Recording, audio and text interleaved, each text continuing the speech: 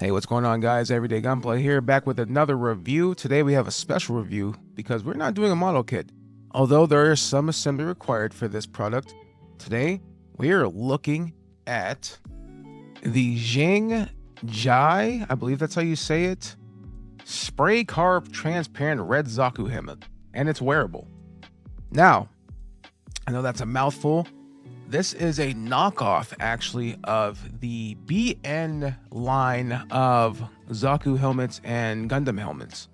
Now, these are actually exceptionally rare. The fact that this is even a knockoff is a testament of itself, because I just discovered these a couple of months ago, I think before Christmas, and this is a whole different world ball game of collectibles.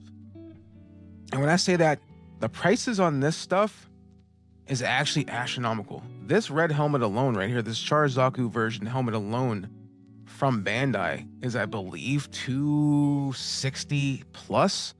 The highest I saw was on eBay for about $1,000 to $1,200. And this is like top of the line collectible stuff, guys. I'm not even joking. Now, the knockoff version of the RX-78 is a lot more prevalent and easier to acquire. Now, this is pretty easy to acquire. The cheapest place you can get it for my country is AliExpress. But other than that, if you actually want the actual Bandai, I believe BN is Bandai Namco, the Bandai Namco version of these things, you are going to be paying out of pocket. And then you might get a used one or one that's a little bit damaged.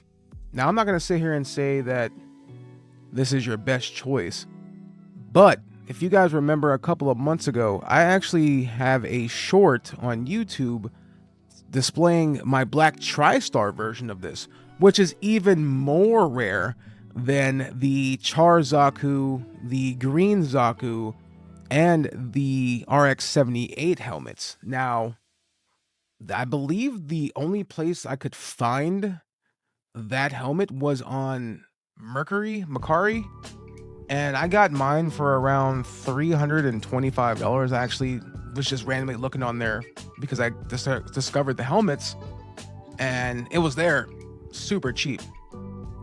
But anyways, these helmets are not perfect. My BN was pretty good. The black TriStar was pretty dope. There was no imperfections, but this one has a little bit of dings, some dents. The box, as you saw at the beginning of the video, was a little bit beat up, but it came really fast. I ordered it about 3 weeks ago. It took about 3 weeks to get here, and I think it's because of the size. Now, I've ordered kits from AliExpress. They usually get to me within like a week and a half, sometimes a week if I'm lucky, and it just goes from there. But I believe because of the size of this thing, that's why it took a little bit longer to get here. But there is some assembly required. Like I said, it's not perfect. The top of the vent I had to adjust because it was popped out of the helmet. Again, I think that was with shipping. But once you get past these little imperfections and stuff, this is actually a pretty solid collectible. Now, you have to do some assembly. Like I said, it's not a model kit, but there's some assembly. There's also water slides, which is really awesome, actually. Not pretty awesome. These are really awesome water slides. Assembly is really easy. Just follow the slip of paper that it comes with. It comes with the parts. It comes with the vents. It comes with the vent tubes that go around the Zaku's face. It comes with the back connector that goes to the Zaku's head, the front vent, which you have to assemble, the Zaku antenna, because it's a commander. It can be a commander type. I think it's only a commander type. I'm not going to sit here and be like, oh yeah, it can be a regular Zaku grunt.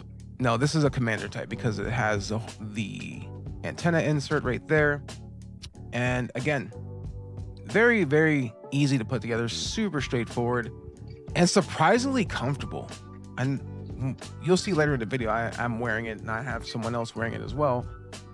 But this is super comfortable. The on switch is inside the helmet, which I think I kind of like because it can't really be damaged, but sweat, if you wear it to a convention or something, it might sweat inside of it. So if I was you guys and you were going to wear this for an extended amount of time, I would put a piece of tape over the on-off switch so that in case you are perspiring pretty heavily, which some of us do with helmets no matter what, you don't damage that inside, because that is where your on-off switch is, and you don't really want to get water in there. Now the charge, it comes with, actually it doesn't come with batteries. Let's talk about that. It doesn't come with batteries. This is actually a USB Type-C charge. Now my only gripe with that is that when you plug it in, which is right there on the top of the helmet in the middle there, when you plug it in, a red button comes, it's not red button, a red light comes on indicating that it's charging. Now after a while it shuts off and there's really no light that indicates when this thing is fully charged. So I had honestly no idea how long this thing needs to charge. It doesn't say in the papers, it doesn't say on anything, honestly. So I just, rule of thumb, when you get something like this that's this large, I charge stuff like I charge my electric scooters. I leave it on for like 6 hours, just in case. And like my lightsabers. If you guys get lightsabers offline and stuff, like actual good lightsabers, then you know that it takes about 3 to 7 hours for some of them to charge. So just keep that in mind. There's nothing that tells you when this thing's done. The light turns off mid-charge. So at the end, like when you're sitting there like, oh, when should I take this off?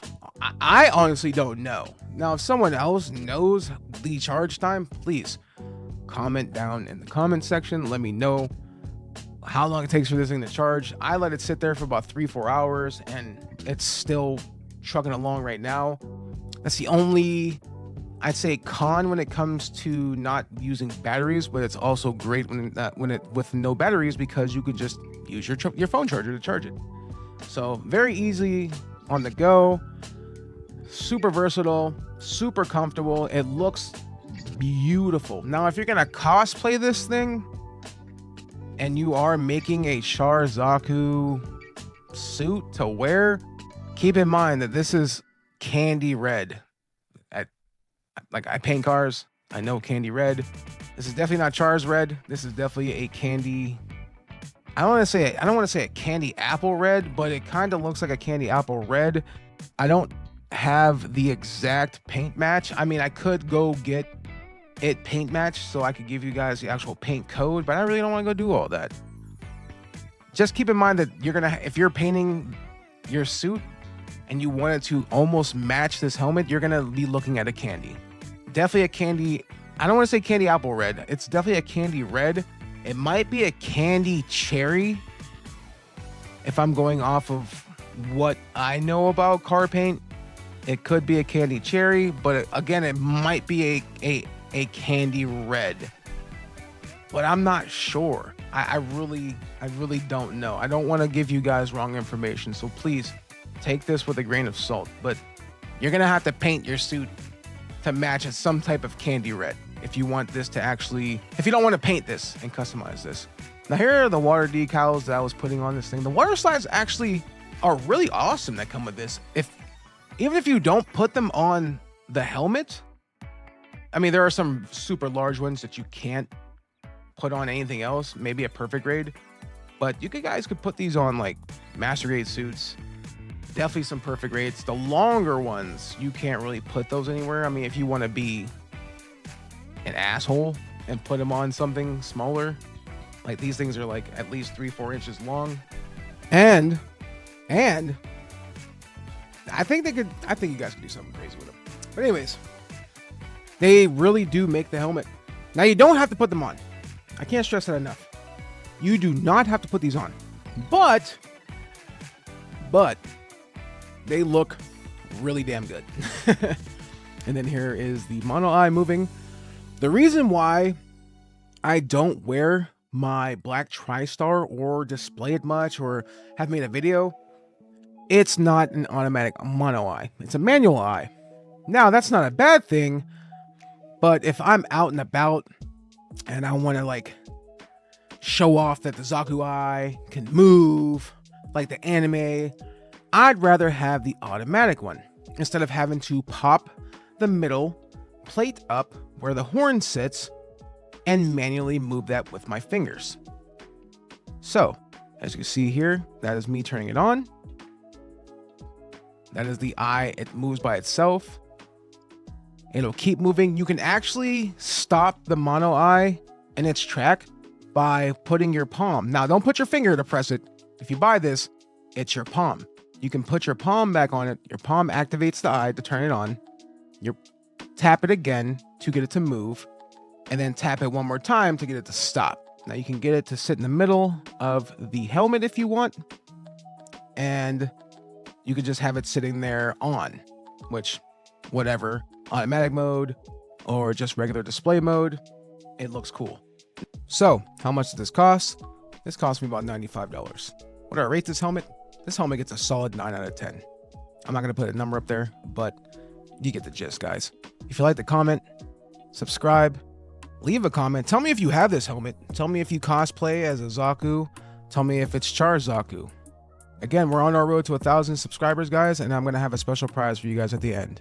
This is Everyday Gunpla. I'll see you in the next one, guys. Double video this week.